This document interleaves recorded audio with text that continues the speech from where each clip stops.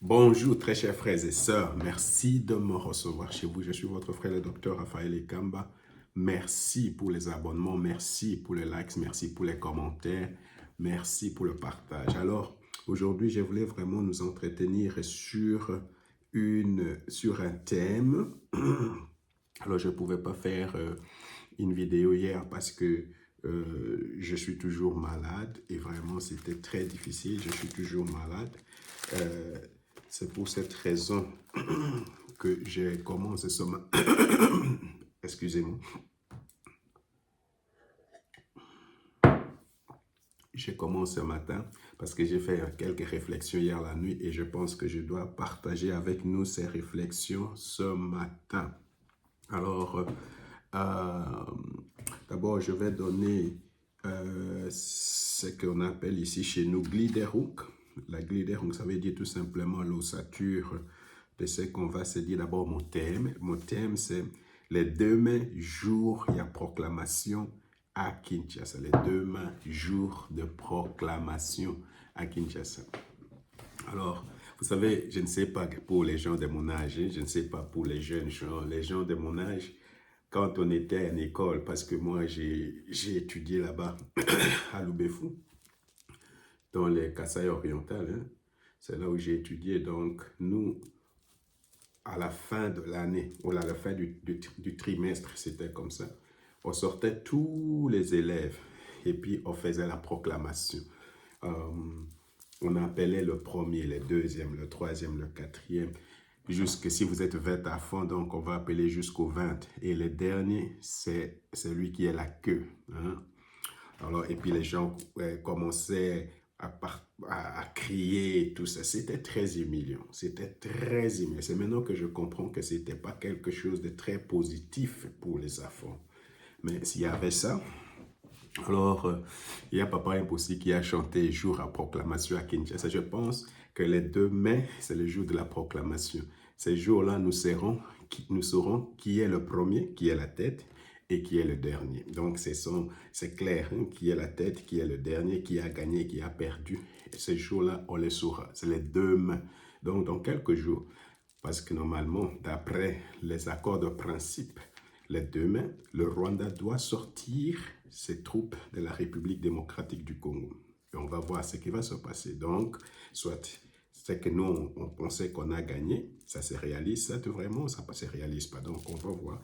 Le 2 mai, jour, il y a proclamation. Alors, après, je vais parler le premier sujet que je vais aborder, c'est qu'il faut savoir que les Rwandais ont signé les accords. Je pense que les Rwandais ont signé les accords qu'ils ont refusé de signer à Luanda. Ils ont signé ça à Washington.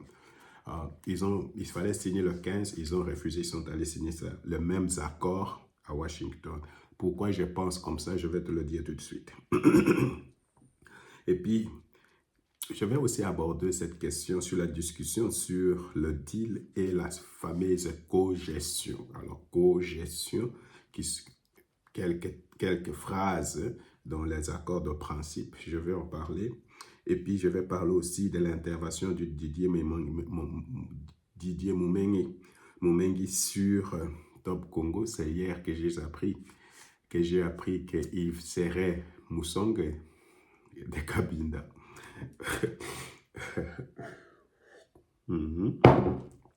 Alors, vous voyez, le monde est petit, hein? Alors, beaucoup d'entre vous ne connaissez pas où est Kabinda. Mais Kabinda, c'est à quelques peut-être 150 km de Lubefou. Excusez-moi. Ok. Alors, je vais en parler. Je vais parler aussi de nouvelles du front. Je vais parler aussi du nouvelle du front militaire, nouvelle du front diplomatique et surtout du rôle de la Belgique. Hein. Je vais en parler. Je vais parler aussi du spectacle que nous recevons maintenant tout le temps de l'UDPS. Il y avait la sortie de Kabouya Aliga contre M. Jean-Marc Abound. Je ne sais pas si vous avez suivi. Alors, et puis on doit parler de nos médias. Je vais parler de nos médias qui nous trahissent, d'après moi. Hein. hein, par manque de courage et d'objectivité. Surtout, je vais parler de Kivu Morning Post et je vais parler aussi de Top Congo. Alors, je vais aborder d'abord le premier sujet, qui est le sujet des accords de principe qui ont été signés à Washington. Je pense que ces accords de principe, ce sont les accords de Luanda. Alors, n'oubliez pas, d'abord, Donald Trump a parlé. Alors, moi, je dois reconnaître, parce que de temps en temps, je suis les briefings des White House. Alors, je ne sais pas si elle est angolaise ou congolaise, mais elle est angolaise, hein, parce que je l'ai suivie longtemps.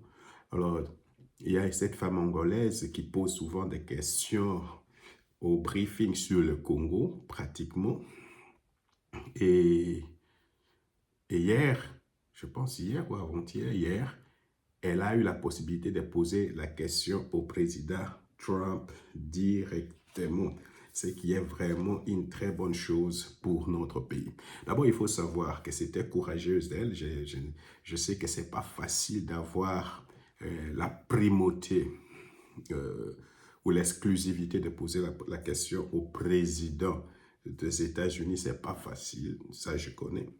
Alors, mais cette femme-là a posé la question sur le deal, sur les accords qui ont été signés, mais aussi sur l'hôpital. Et Trump a dit quelque chose comme nous voulons faire de belles choses, nous voulons faire des choses, ils veulent amener la paix pour le Rwanda et le Congo et toute la région, et parce qu'on a parlé aussi des investissements et tout ça. Ce que je voulais juste dire, c'est que c'est très important. Parce que normalement, aux États-Unis, c'est un régime présidentiel. C'est pourquoi on parle de l'administration Trump. Le secrétaire d'État peut avoir signé, c'est important, le secrétaire d'État. Mais vraiment, celui qui a le dernier mot, c'est Trump.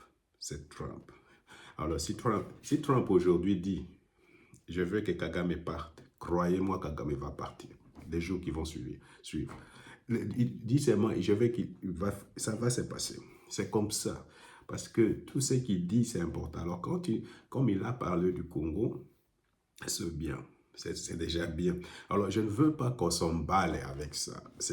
Parce que normalement, ce n'est pas pour la première fois qu'il parle de Congo. Là, il parle de Congo dans le bon sens. Mais quand il a parlé de Congo, c'était quand il faisait la campagne sur l'immigration qui venait du Congo. C'est une mauvaise immigration, tout ça. Alors, dans son premier mandat, par exemple, il voulait qu'il n'y ait plus de la loterie, la visa sur la loterie. Alors, ce sont les démocrates qui ont fait, surtout les congressmen noirs et surtout les démocrates. Trump lui-même, dernièrement, quand il y avait la madame Meloni, la première ministre d'Italie là-bas, on lui a posé la question, il a encore répété la même chose. Et on parlait du Congo, il a dit « I don't know what it is ». Ce qui veut dire qu'il ne connaît pas si c'est un pays. Donc, vous comprenez qu'il y a beaucoup d'explications à faire. Il faut expliquer à Trump, parce que Trump ne connaît peut-être pas la République démocratique du Congo et ce qui se passe. Si Trump ne connaît pas la République démocratique du Congo, est-ce que Trump peut connaître où se trouve le Rwanda, le Burundi? Croyez-moi. Vraiment.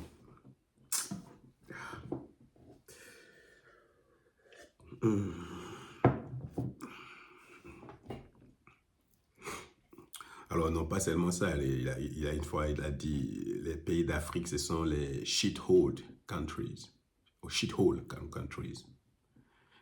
Alors, ce qui veut dire, ce sont les pays des mers. Alors, ce que je veux dire, c'est qu'on ne doit pas vraiment, cette déclaration, elle est importante, mais nous, on ne doit pas nous emballer, dormir sur nos lauriers, mais il faut continuer à faire le travail de lobbying. Il faut aller expliquer. Il faut trouver des bonnes gens qui peuvent toujours continuer à parler à Trump, à siffler. Alors, d'ailleurs, Trump, c'est comme ça qu'il fonctionne. S'il y a quelqu'un qui siffle tout le temps l'oreille de Trump, le matin, il répète ce qu'il a écouté.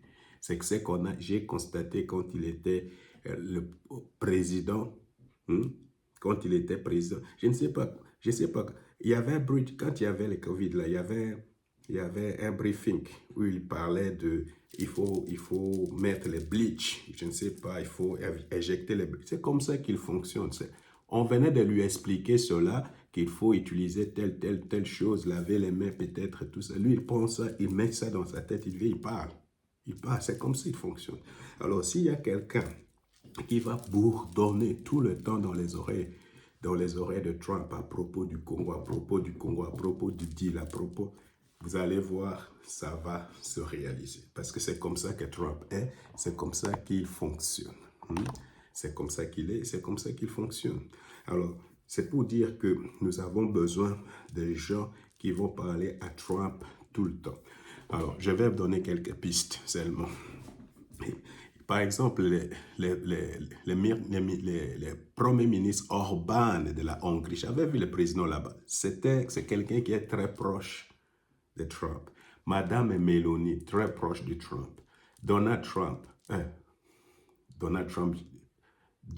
Junior, c'est son fils.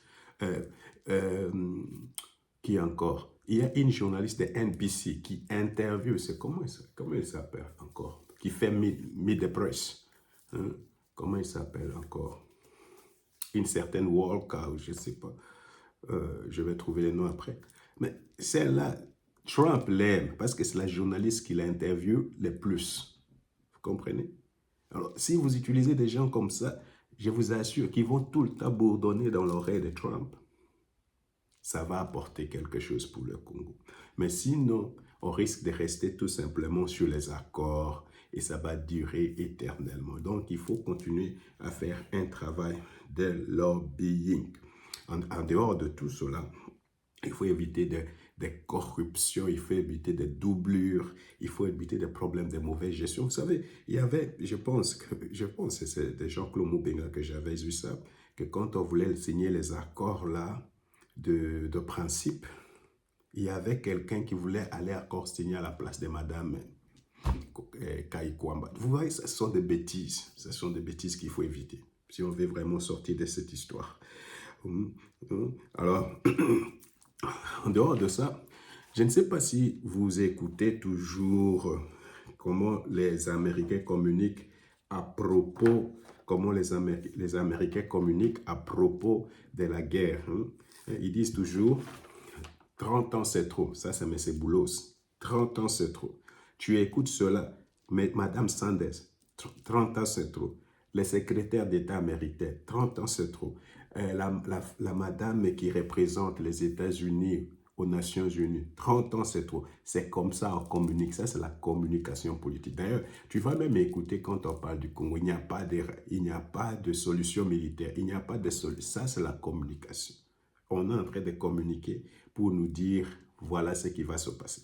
Alors, dernièrement, là, il y avait une sortie de Mme Sanders avec M. Boulos, et ils avaient dit que malgré tout, parce qu'il y a une multiplicité des initiatives pour amener la paix, tout ça, et ils ne comprenaient pas qu'il y ait beaucoup d'accords, beaucoup de multiplicité, et que ça se tirait toujours en longueur, on va là-bas, on va là-bas, on va là-bas. Alors cette femme-là avait dit une chose, nous avons aussi notre plan, nous avons aussi notre stratégie. Nous avons notre stratégie.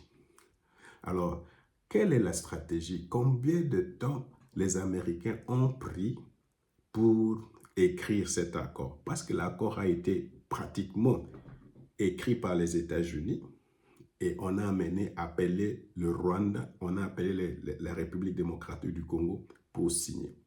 J'observe seulement qu'il y avait la présence de messieurs, le ministre des Affaires étrangères de l'Angola là-bas. Pas du Qatar, mais de l'Angola.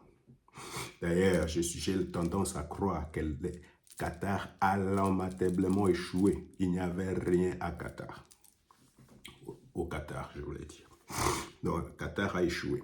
C'est pourquoi je vais parler de la SENCO après, parce que la SENCO trimballe encore l'air au Qatar. Oh, ces gens-là, je ne comprends pas. Ils sont tellement obsédés avec Tshisekedi que c'est difficile. Alors, Alors, ce qui s'est passé est que je m'imagine, parce que quand j'ai vu la façon dont le président Félix-Antoine Tshisekedi et le président Lorenzo se sont embrassés aux funérailles de pape, ça m'a interpellé et je me disais quelque chose s'est passé. C'est ce qui me fait dire que les Américains ont pris les mêmes accords que le Rwanda avait refusé de signer le 15, c'était le 15 décembre dernier, 2024. Ils ont refusé. Alors, ce sont ces mêmes accords-là que les États-Unis ont pris et ont dit, venez ici, allez signer ces accords-là. Et cette histoire est finie. C'est ce que je pense. Donc, le Rwanda est allé signer les mêmes accords qu'ils avaient refusés il y a à peu près maintenant, 6 mois ou à peu près 5 mois. Vous voyez? Et c'est pour cette raison, même quand vous ne voulez pas des États-Unis, il faut arrêter. Il faut arrêter. Regarde combien de fois les Rwandais nous a trimballés partout. Et les Senko et ceci, partout là, les Américains ont fait ça en un jour ou en quelques semaines. C'est pourquoi, moi, je ne sais pas, mais je suis pro-américain. C'est pour cette raison, j'insiste, vous qui vouliez que le président aille chercher du secours en Russie, vous devez avoir l'honnêteté intellectuelle de reconnaître que cette recommandation-là était la plus mauvaise qu'on aurait pu faire à notre président. Parce que la guerre serait en train de continuer, on serait seulement en train de nous entretuer, mais la guerre ne serait pas finie. Qu'est-ce qu'on a remarqué? La Chine même vend les armes. Au Rwanda, il nous vend les armes. La Russie pouvait faire la même chose. Ils nous vend les armes, ils vont au Rwanda les armes. Alors, qu'est-ce qu'il y a? Mais les États-Unis ont dit, niet, c'est comme ça que ça va se passer. Maintenant, c'est le temps de faire les affaires. Arrêter avec la guerre, c'est fini. Alors, c'est pour cette raison, dans cette histoire, vous pouvez tourner tout à gauche, à droite, en bas. Le Congo a gagné dans cette histoire. C'est comme je venais de vous le dire tout de suite. C'était les mêmes accords de l'Angola qui ont été signés. Alors, sur ce point, on a encore gagné. Sur ce point, on a encore gagné. Donc, le Congo a gagné. Je dois dire, je dois reconnaître, par honnêteté intellectuelle, le calme du président. Imagine si le président avait accepté de suivre toutes les sirènes et toutes les pressions, aller à la Russie, aller. Qu'est-ce qui est mieux? Les Wagner ou les Blackwater? Alors, moi, je préfère les Blackwater que les Wagner. Parce que moi, je connais l'histoire, combien ils ont été jugés s'ils font des abus. Quand ils étaient en Irak, quand ils étaient en Afghanistan. Mais les Wagner, ils peuvent tuer impunément, il n'y a personne qui va les poursuivre. Vous comprenez la différence? Alors, la presse américaine est beaucoup plus exigeante que la presse russe. Il y a une opinion publique forte aux États-Unis qu'en Russie. Et ils respectent tout au moins les populations. Ils vont, les Russes, ils s'en foutent de vous. Alors, c'est pour cette raison, je pense que là aussi, les préviseurs ont eu la tête froide de ne pas vraiment suivre les sirènes, aller en Russie, aller en Russie, aller en Russie. C'est seulement les États-Unis qui ont mis fin, ou qui vont mettre fin, ou qui ont mis fin à cette guerre. L'Union européenne a échoué, l'Union africaine a échoué, EAC, SADC échoué, tous ont échoué, les États-Unis. Alors, il faut reconnaître cela, que les États-Unis, en soi, est une force du bien. Il faut les reconnaître. Alors, venons maintenant à cette histoire de la cogestion. Cette histoire de la cogestion, le problème de la cogestion ou de l'exploitation mutuelle de minerais. Alors, la première des choses que je veux dire,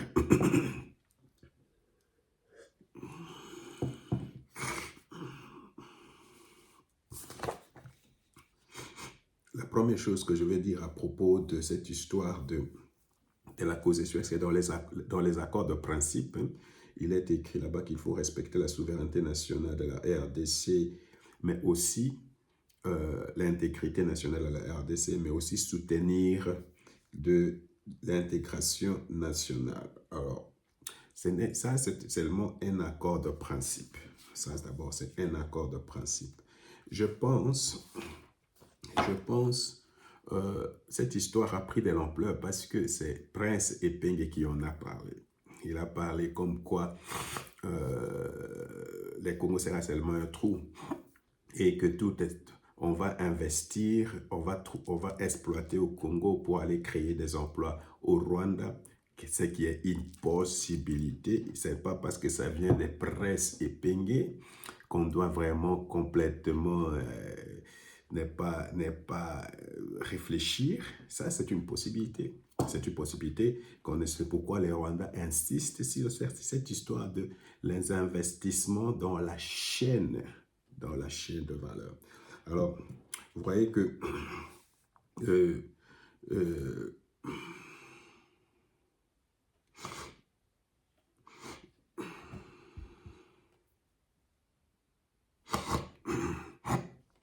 alors, il faut comprendre que d'après ces accords, les grands perdants, c'est le Rwanda. Je vais expliquer un peu pour que vous compreniez d'abord la prudence qu'il faut prendre. Je vais parler de la prudence. D'abord, je venais de démontrer tout à l'heure que ce sont les mêmes accords de l'Angola qui ont été signés. Et de quel angle on peut regarder, c'est le Rwanda qui est perdant, qui a perdu.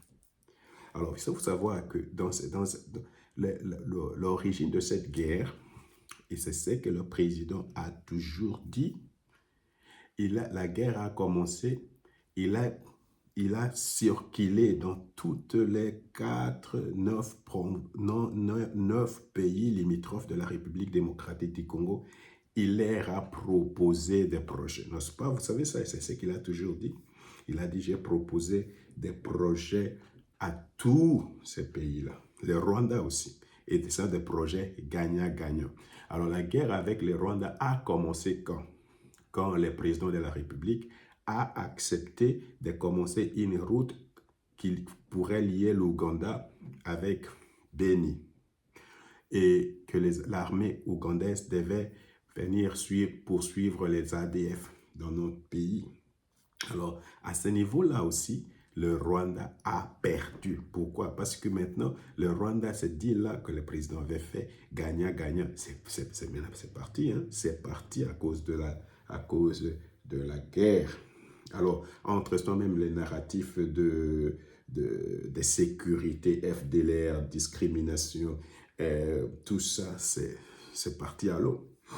Alors, maintenant, d'ailleurs, s'il y a même des histoires des royalties et tout ça, ça veut dire que non, ça doit d'abord être entre les États-Unis et la République démocratique du Congo. Et ce sont eux qui doivent décider si on peut faire intervenir l'Ouganda ou le Rwanda dans tout ça.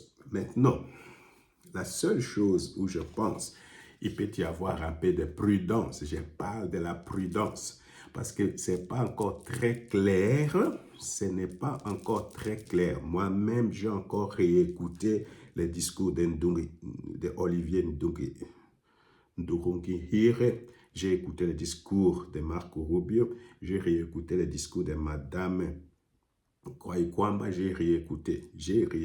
Alors, c'est encore ambigu. Peut-être ça sera clair dans les accords finaux. C'est là peut-être qu'on va déterminer qu'est-ce qui va se passer avec les histoires des cogestions, du lac, cogestion du parc, mais aussi sur les chaînes de valeur. Alors c'est là peut-être, n'oubliez pas que Nicolas Sarkozy avait parlé au président Tshisekedi qu'il faut partager les ressources avec le Rwanda. Alors, c'est pour cette raison, moi je pense qu'il faut faire vraiment attention. Il faut faire attention, il faut être prudent. Je ne sais pas comment je peux expliquer ça. Normalement, on nous dit toujours que non, quand tu veux manger avec le diable, il faut manger avec une très longue fourchette. Il faut manger avec une très longue fourchette. C'est pour cette raison, moi personnellement, je pense qu'à cause du fait que le Rwanda n'est pas un partenaire fiable avec qui on peut faire des affaires. D'ailleurs, dans les discours de Mme Kwaikwamba, c'est pourquoi elle a insisté là-dessus, qu'avant de commencer la coopération, il faut d'abord construire la confiance.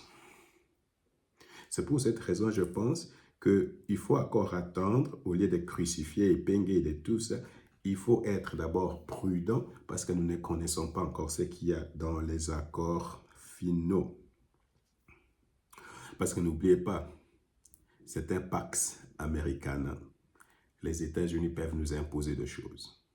Et d'autre part, s'il n'y a pas du sérieux de notre côté, du côté de notre gouvernement, je vais vous dire la vérité, les États-Unis vont venir exploiter et ils vont aller dormir au Rwanda. S'il y a la sécurité au Rwanda, ils vont mettre tout là-bas, développer tout là-bas, mais ils viennent exploiter au Congo. Ça, c'est une réalité qu'il faut prendre au sérieux.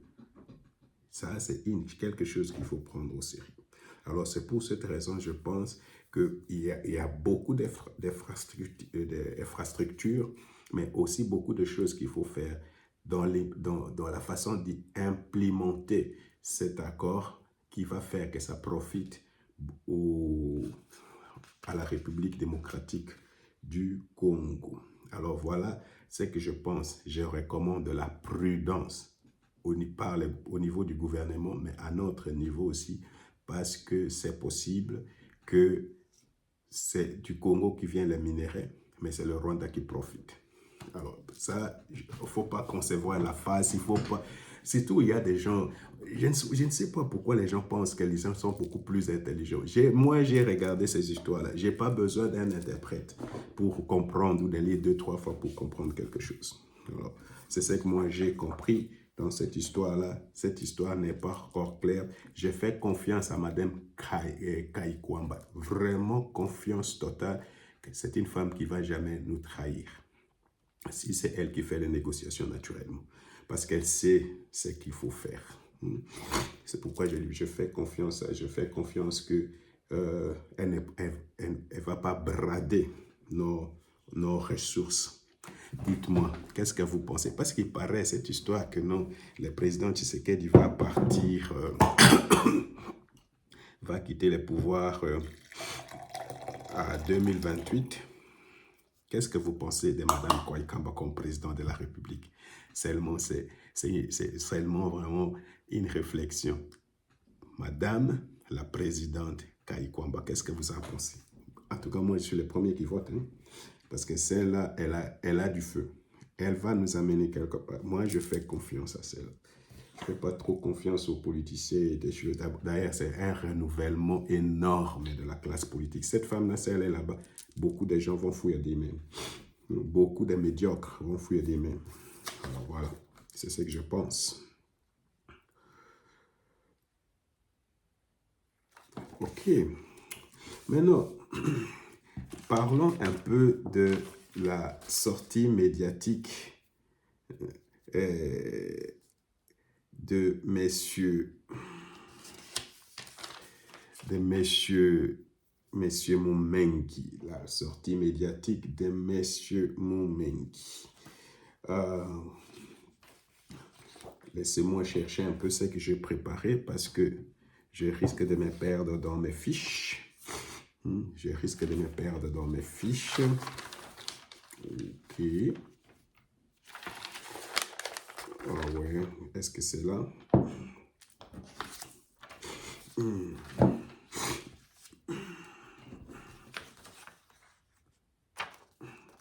Alors, hier c'est l'une des raisons pourquoi je n'ai pas fait les vidéos hier, parce que je voulais suivre l'intervention de Didier Moumengi sur Top Congo avec Christian Lusakweno.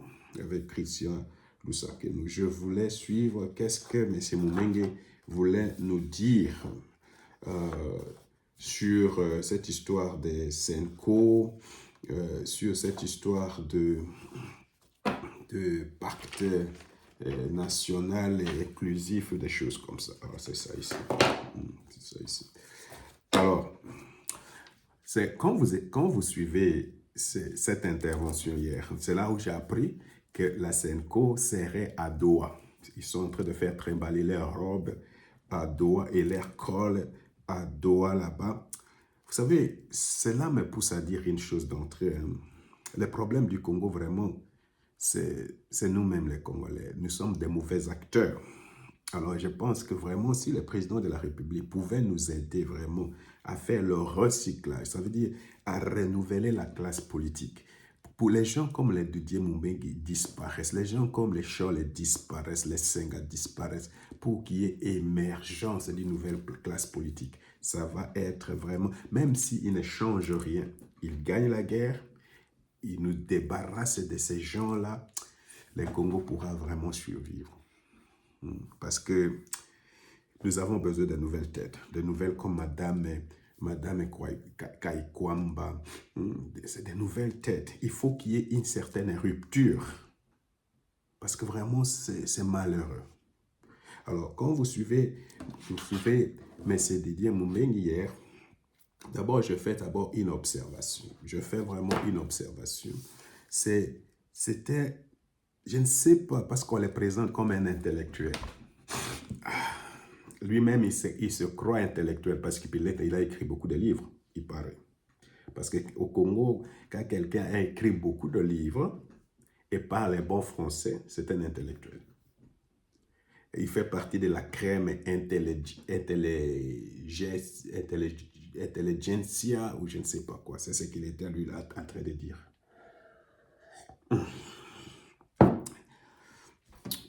C'était tellement médiocre. Tellement médiocre. Et c'est pourquoi je ne comprends pas. Je vais parler de Christian Lusakweno après. Ça faisait mal. Oh.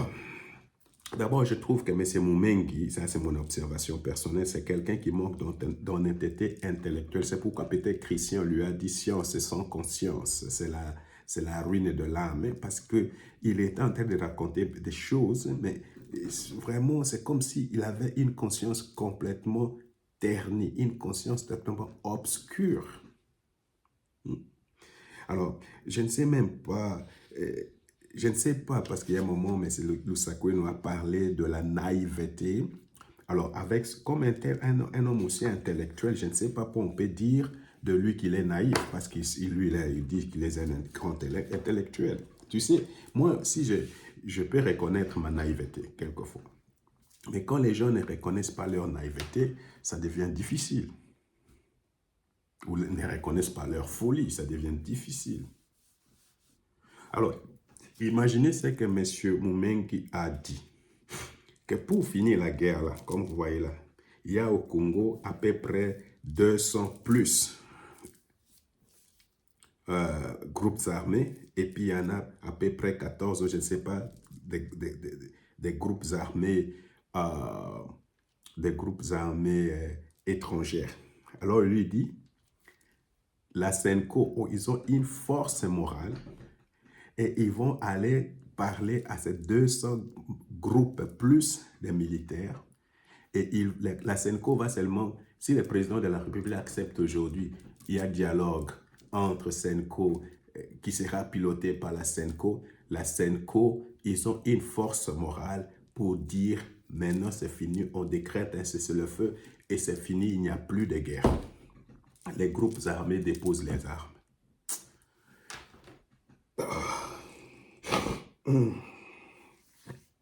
200 plus militaires, 200 plus groupes armés et des groupes armés étrangers et la Senco, ils ont tellement une force morale que M. Mouteba, M.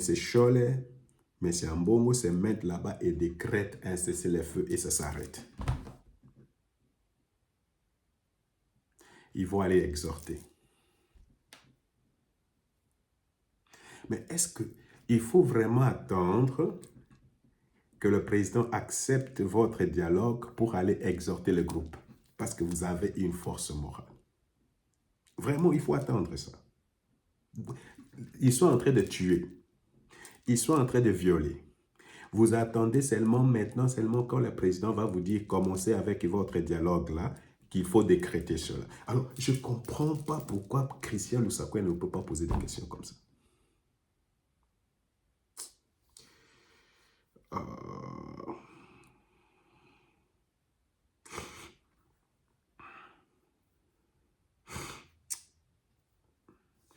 Alors, lui-même, il a dit que non, il y aura une constitution économique et sociale avec un plan de gestion éthique. Alors, la question vraiment sur la gestion éthique, mais c'est Moumengi, il a été au gouvernement. Il connaît, peut-être, je ne sais pas s'il a été aussi dans les gouvernements de Kabila. Est-ce que la gestion de M. Moubengi, de Didier Moubengi était éthique, exemplaire quand il était porte-parole du gouvernement? Alors c'est seulement maintenant qu'il faut nous parler de l'éthique et des choses comme ça. En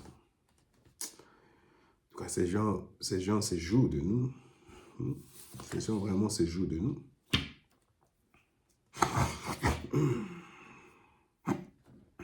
Alors, si je comprends bien, M. Moumengi est venu tout simplement faire de la propagande. Il est venu manipuler l'opinion.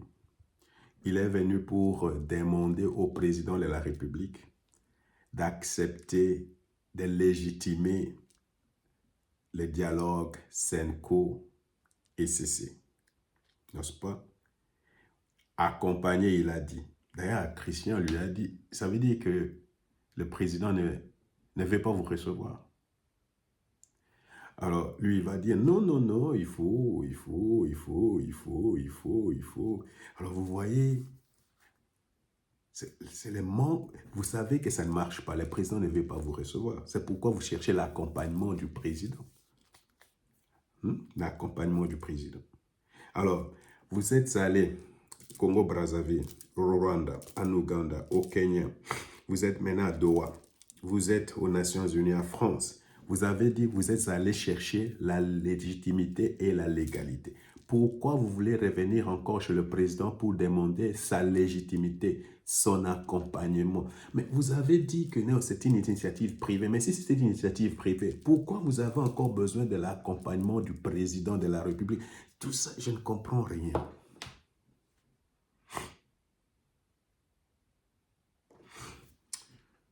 Oh, notre pays. Alors, autrement dit, vous savez ce que je pense de la Senko et même de M. Moubengi? Les manques de probité, les manques de cohérence, les manques d'honnêteté. Maintenant, là, vous dites que vous êtes un nommé. On vous a nommé, vous, M. Moubengi, on vous a nommé, vous, coordonnateur de cette histoire de pacte. Mais n'est-ce pas que le pacte devait être inclusif? Pourquoi est-ce que, quand on vous a nommé là, vous avez consulté les autres confessions religieuses? Alors, si vous dites que le pacte est une initiative privée, à quoi cette initiative doit être accompagnée par le président de la République? En quoi le président de la République doit décréter une urgence, comment il a dit, une urgence de paix ou je ne sais, à quoi ça lui concerne? C'est une initiative privée, ça doit rester une initiative privée. Il paraît que vous êtes en train de faire des travaux préliminaires avec des éminents professeurs et des choses comme ça, et que vous ne recevez rien, c'est qu'il y a une bonne chose. Mais vraiment, dans ce pays où je vis ici, si les éminents professeurs se rencontrent, ils parlent, ils discutent, ils font un document, ils envoient la présidente de la République. Est-ce que pour cela, il faut maintenant que le président soit là, qu'il vous donne son accompagnement?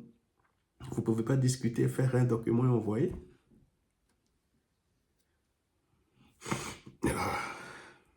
Les pères de la nation, les pères de la nation. Tout ça, c'est de la manipulation inutile.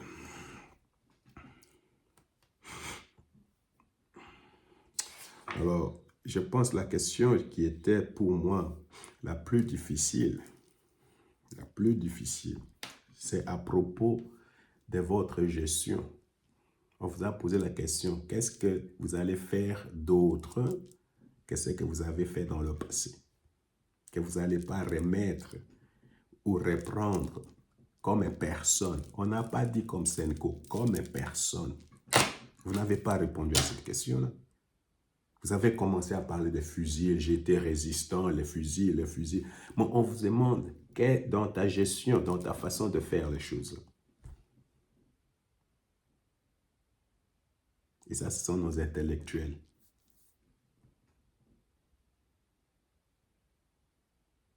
Dans ta façon de faire les choses là, mais c'est Moumengi. Et là, qu'est-ce que vous avez dit? Oh, j'appelle au président de la République qu'il donne la main d'association, de réconciliation solidaire, patriotique, tout ça, des mots nuls et des mots vides de sens à M. Kabila. Et à M. Kabila, il ne doit plus être partisan des choses. Donc, on comprend.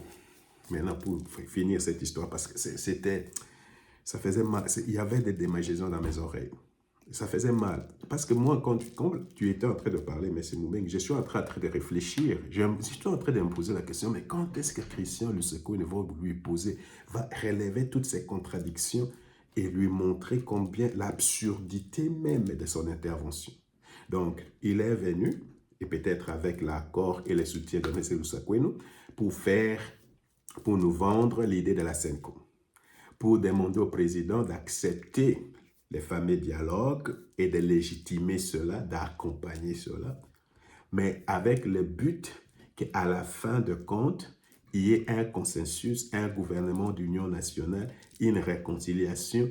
Cette réconciliation-là, ce n'est pas pour les pays, mais c'est pour que Kabila et Katumbi et les Kagame reviennent sur la scène publique. C'est ça votre but. Alors, il ne faut pas venir nous dire que vous êtes des patriotes, des choses comme ça. Il faut arrêter avec ça. Parce que votre but, ce n'est pas la République démocratique du Congo, c'est Katumbi et Kabila. C'est tout ça. Alors, est-ce qu'il faut vraiment tout un dialogue pour que Kabila revienne? Est-ce que tout un dialogue pour que Katumbi... Alors, moi, je ne comprends pas. Katumbi, Tshisekedi l'a aidé à revenir. On lui a demandé d'entrer au gouvernement. Il était dans le gouvernement. On lui a demandé de participer aux élections. Il a participé. Vous-même, les gens de la Senko, vous ne pouvez pas être en même temps pyromane et en même temps sapeur-pompier. Les gens de la Senko, c'est vous qui avez dit que Tshisekedi avait volé les élections. C'est ce que Nang est en train de répéter partout. C'est vous qui avez dit que c'est vous qui avez, quand on avait nommé Kadima, c'est vous qui avez refusé que Kadima soit le président de la commission. Alors, moi, je ne comprends pas. Vous créez les divisions. C'est vous qui avez parlé de Balouba, de Tribal. Vous créez les divisions. Vous mettez ce que vous appelez, il y a l'explosion, je ne sais pas quoi. Vous mettez les divisions et vous-même, vous revenez encore pour vouloir maintenant éteindre les divisions que vous avez sémées, éteindre. Tout simplement parce qu'on parle français.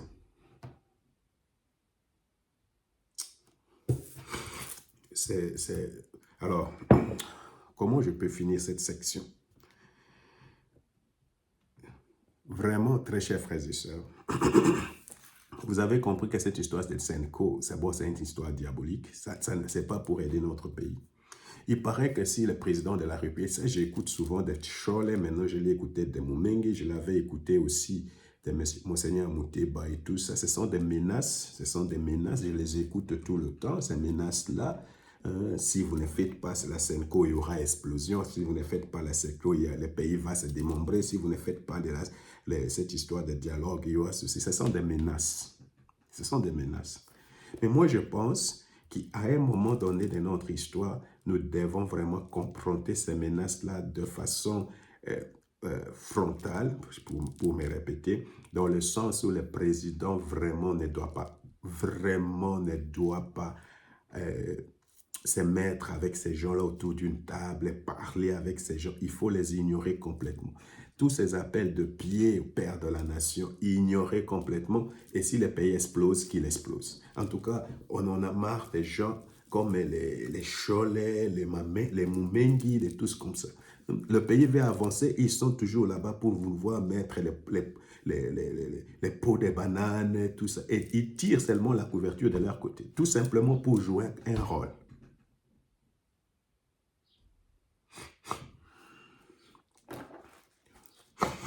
C'est pour cette raison, aidez-nous et faites que le président ne reçoive pas ces gens. Le président ne reçoive pas ces gens-là. Fait que cette histoire de deal, de quoi? De Senko, ECC, que ça meurt, que cette histoire meure de sa propre mort. Peu importe, si ça va exploser, que ça explose. Des bêtises, des menaces inutiles. Les gens qui ont mal géré, les gens qui ont détruit ce pays et ils viennent derrière pour vouloir encore nous dire non, combien de fois ils veulent jouer un rôle salutaire. C'est malade.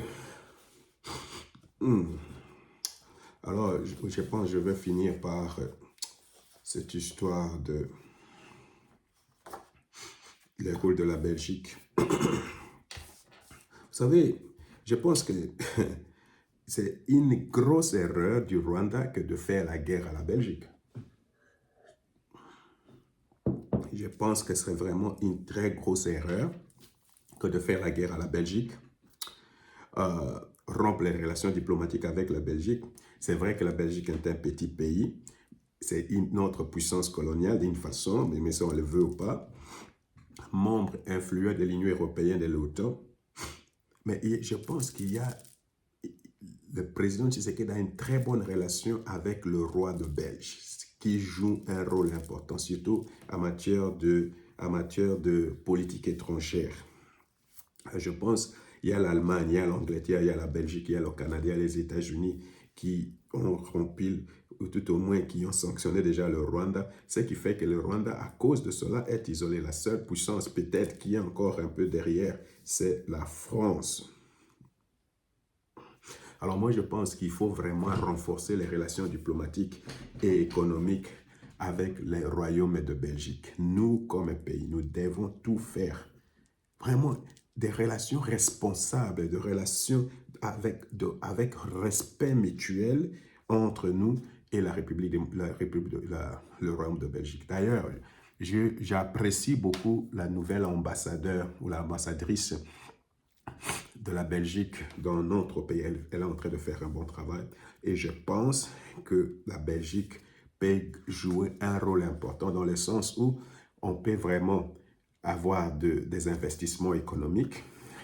La Belgique connaît le Congo peut-être beaucoup plus que beaucoup d'entre nous. Hein?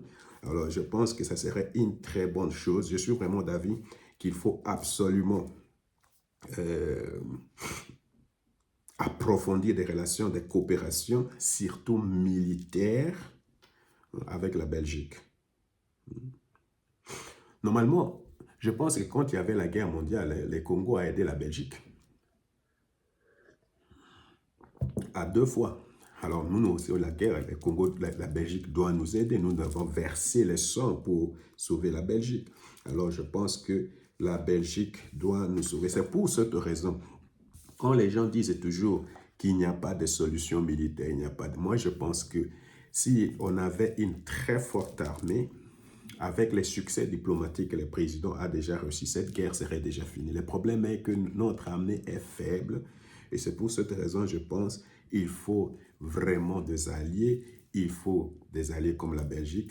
Maintenant, dans ces contextes ici, je pense que les Blackwater peuvent encore nous aider parce qu'il faut une présence militaire forte à l'est de la République démocratique du Congo pour stabiliser et affirmer notre autorité et notre souveraineté sur cette partie de la République. C'est pour cette raison, je pense qu'il faut absolument que la réforme de l'armée ait lieu, mais aussi il faut qu'il y ait des coopérations fortes, non pas seulement peut-être avec les États-Unis, mais surtout avec le Royaume de Belgique. Parce que j'ai l'impression que les relations sont bonnes actuellement entre nous et la Belgique. Alors, comment je peux encore dire? Qu'est-ce que je peux encore dire? Normalement, du front, il y a beaucoup de mauvaises nouvelles du front, mais aussi des bonnes nouvelles. Alors, du front, qu'est-ce qu'il y a du front? Il y a par exemple la guerre au niveau de Kabare, Minembwe, Kasiba, Uvira, Kalehe. Alors, les autres veulent partout le moyen aller vers le Katanga, les Hauts-Katanga ou bien vers Kalemi. Mais il y a aussi le Rwanda qui, malgré les accords qu'ils ont signés, qui envoie toujours de troupes.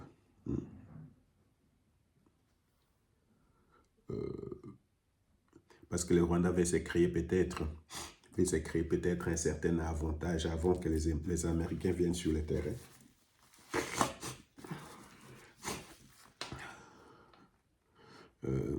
Alors, il y a quelque chose de superbe qui s'est passé à Mikondo, parce que j'ai vu le chef d'état-major qui a fait l'arrestation des colonels qui volaient le ration des militaires blessés. Imaginez un peu. Imaginez un peu comment on peut être méchant. Alors, si on vole le ration, est-ce qu'on ne va pas voler l'argent? Vous comprenez vraiment les gens qui parlent toujours de Tshisekedi. Qu'est-ce que Tshisekedi va faire avec des gens comme ça? Ils ont donné à manger. Lui, il prend, il donne un peu, il prend le reste avec lui. Quand on vous dit que ce n'est pas Tshisekedi qui est le problème, c'est les Congolais qui est le problème. Les gens ne comprennent pas. Comment quelqu'un peut arriver à faire des choses comme ça? Donc, au lieu de donner 3 repas, lui, il donne seulement un repas. Les 2 autres, il empoche. Alors, imaginez si ces gens-là étaient au front et qu'au lieu que vous mangez 3 fois, vous mangez seulement 1 fois. C'est terrible. C'est terrible. Alors, il y a une bonne nouvelle de Luhihi. Je ne sais pas si vous avez vu ce qui s'est passé à Luhihi là-bas, vers Barakuri ou Uvira. J'ai lu aussi qu'il y a des combats à Massissi et qu'il y avait une forte crise économique dans la région de Goma. Et ça, je l'ai eu de Kivu Morning Post. Maintenant, je voulais parler de Kivu Morning Post et de nos médias parce que nos médias manquent un peu de patriotisme et un peu d'objectivité. D'abord, je commence par Top Congo parce que je respecte M. Lusakwenu, je respecte les journalistes qui sont là-bas. Mais je ne sais pas, j'ai le sentiment, surtout après avoir regardé, je ne sais pas, mais faites vraiment, vous pouvez couper ça et envoyer à M. Lusakwenu parce que ça fait mal. Je ne sais pas, je vous avais déjà dit que les gens de la Senco et les gens de SCC, ils vont passer chez Top Congo pour nous vendre cette histoire de Senco, SCC, dialogue, des choses comme ça. Ils ne sont plus passés à cause des prises de position de Thierry Kambondi et surtout l'analyse que, je pense, Thierry Kambondi l'avait fait, mais aussi M. Trésor, je ne sais pas les second noms. Alors, quand j'ai vu que Moumengi, qui est maintenant coordonnateur de cette histoire, est passé chez Top Congo, j'étais très curieux de voir qu'est-ce qui va se passer maintenant. Est-ce qu'il sera confronté aux contradictions de ce processus, de cette initiative de la Senco? Malheureusement pas. Malheureusement pas. Je pense que la seule question qui était peut-être la plus difficile que j'ai vue, M. Lusakwenu, c'est la question de savoir qu'est-ce que M. Moumengi va apporter, va faire pour que les erreurs qu'il y avait peut-être dans sa gestion et tout ça ne se retrouvent pas dans le dialogue. Vous avez vu que c'était une question difficile. Il a évité cette question. Mais vous n'avez pas fait une poursuite pour demander « Dis-moi qu'est-ce que vous allez faire ?» Il nous a raconté des balivernes. Alors, c'est ça mon problème avec M. Lusakwenu. J'ai suivi beaucoup de ses interviews, mais je reste toujours sur ma soif. Vous êtes un docteur. Mais posez des questions, faites votre travail de journaliste. Et c'est là où je trouve que je ne sais pas si c'est par amitié. Vous avez donné c'est votre entreprise, vous avez le droit de faire ça comme vous voulez. Vous avez donné cette plateforme-là à M. Moumengi pour venir nous raconter, ou tout au moins faire de la propagande, ou tout au moins faire de la publicité pour la Senco ECC. Je ne sais pas si vous partagez les opinions de M. Moumengi, mais là, moi personnellement, je pense que vous n'avez pas fait votre travail de journaliste. Et je vais répéter cela, je l'avais dit une fois, si vous continuez comme ça, Dieu merci qu'il y a les Mazenza, les Kambundi, si vous continuez comme ça, Top Congo va devenir un média comme tout autre média. Vous comprenez? Les gens ne vont plus prendre Top Congo au sérieux. Parce qu'au moins, on s'est dit, non, quand les gens vont chez Top Congo, là, ils vont recevoir des questions difficiles qui vont aider au développement de ce pays. Alors, si on va là-bas pour trouver des gens qui les caressent, qui trouvent que ces gens-là, ce sont des gens qui ont tué notre pays. Les Moumengi, ce sont les gens qui ont tué ces pays. On ne peut pas leur donner un plateau et commencer à rire avec eux ou je ne sais pas quoi. Il faut... Moi, je pense qu'il y a toujours une certaine adversité entre le journaliste et celui... Alors, j'avais trouvé comme si une complicité, une amitié. Vous voyez que je suis en train de m'emballer là. Alors, prochainement, peut-être pour des interviews comme ça, je comprends que pour des interviews importantes, c'est le chef de la rédaction ou les journalistes qui doivent poser des questions. Je préfère que les gens comme les Manzenza, les gens comme les Kambundi viennent poser des questions. Faites un panel. Ce pays... Je dois dire entre notes, je vous suis, mais si ça continue comme ça, ça ne m'intéresse plus. C'est la même chose avec les gens de Give Morning Post. Vous savez, les gens de Give Morning Post, je comprends qu'ils sont là-bas, peut-être dans la région ou dirigés par les M23, mais avant les M23, avant que les M23 arrivent à Goma, ces gens-là faisaient toujours de la propagande pour les M23. Toujours. Toujours. Vous savez, il y a un monsieur là-bas, je ne sais pas comment il s'appelle, un certain Blaise, qui, dès le jour où le M23 est entré, il a pris sa moto, il commence à circuler partout pour montrer que l'avion a repris à Goma. Alors qu'il y avait, pendant qu'on parlait de au moins 3000 morts, tout ça, lui, il prend sa moto pour montrer que nous regarde comment l'avion a repris à Goma. Alors vous pensez qu'on ne vous voit pas? Dernièrement, les mêmes messieurs, il était là-bas, je ne sais pas, dans une région là-bas, j'ai oublié le nom, à Kitembo, je pense. Et c'est là où il dit, oh, c'est le gouvernement qui a tué. Tout le temps, c'est le gouvernement qui a tué. C'est le gouvernement qui ne veut pas négocier. C'est le gouvernement qui ne veut pas aider la population. Montrer que depuis, et il montre que depuis que le M23 va là, la vie va bien dans la région là-bas de Goma. Alors, je ne sais pas s'il est sous pression, mais je ne pense pas parce qu'il faisait ça avant que les gens de M23 arrivent. Alors, c'est que moi, je ne comprends pas. Si les gens du M23 sont venus pour libérer, pourquoi ils tuent? Pourquoi il y a de l'insécurité? J'ai vu encore sur votre chaîne qu'il y a de l'insécurité à l'Est. Non, ce n'est pas qu'ils disaient que non, ils sont venus pour la bonne gouvernance, qu'ils vont finir l'insécurité, qu'ils vont donner des emplois. Ils sont venus, ce sont eux qui ont dit ça, que Tshisekedi est un mauvais gestionnaire. Alors, quand j'entends des choses comme ça, je me pose la question, comment Nong est devenu aussi riche? Comment Nong est devenu aussi riche? Qu'est-ce qu'il a fait pour devenir aussi riche? Et qu'est-ce que les gens du M23 ont changé depuis qu'ils sont là?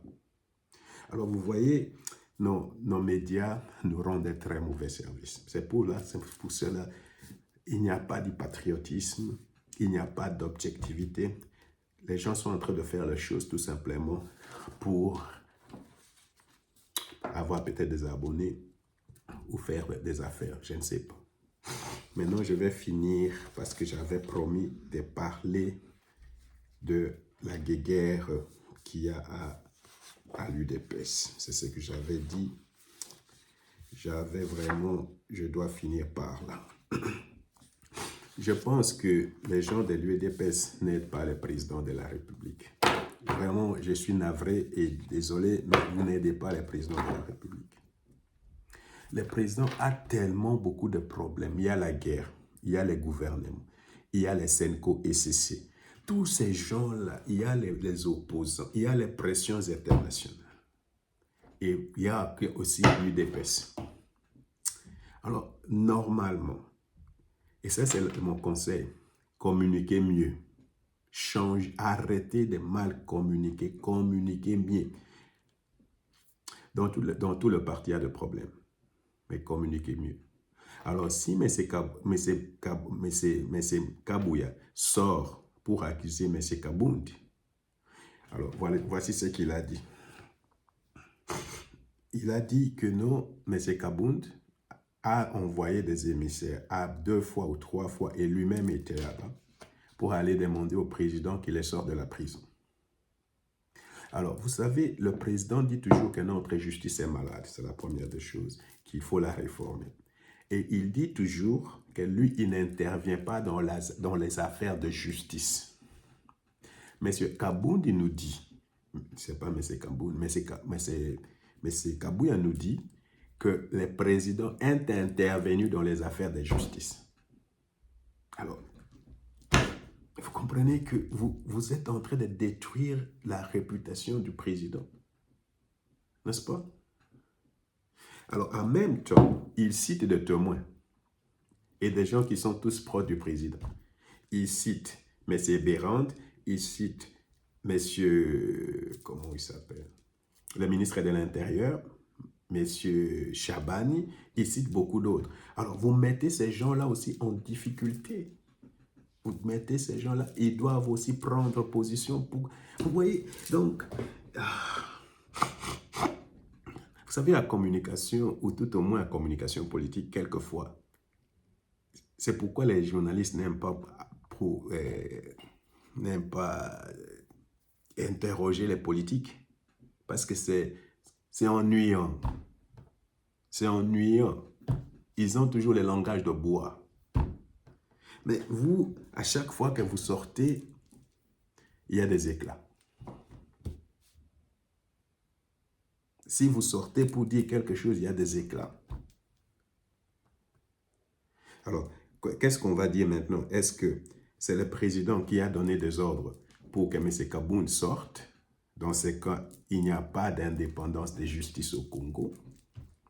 Et vous sciez tout ce que vous annulez, tout ce que le président a toujours dit. Donc, vous confirmez que le président intervient toujours dans les affaires de justice. C'est lui qui ordonne les arrêts, c'est lui qui ordonne les sorties.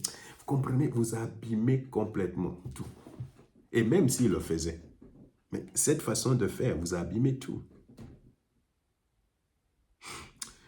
C'est pour cette raison, les histoires des carrés miniers, les histoires d'interdiction de marche, tout ça, vous comprenez que c'est un problème. C'est un problème. C'est un problème. Alors, très chers frères et sœurs, je pense que nous, les membres de l'UDPS, c'est nous qui devons soutenir le président. Moi, je ne suis pas membre, mais je vous donne un conseil parce que ce que je vois là, vous n'aidez pas le président. Monsieur Kabouya n'aide pas le président. Beaucoup de gens, les guéguerres qu'il y a là-bas.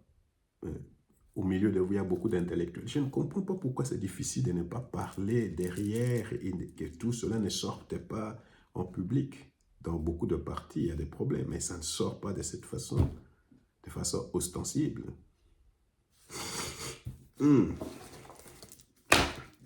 En tout cas, c'était important que je dise quelque chose sur toute cette guerre de l'UDPS. En tout cas, mes frères et sœurs, je voulais vraiment maintenant finir cette partie et vous dire vraiment merci pour les abonnements, merci pour tout et que le Seigneur vous bénisse.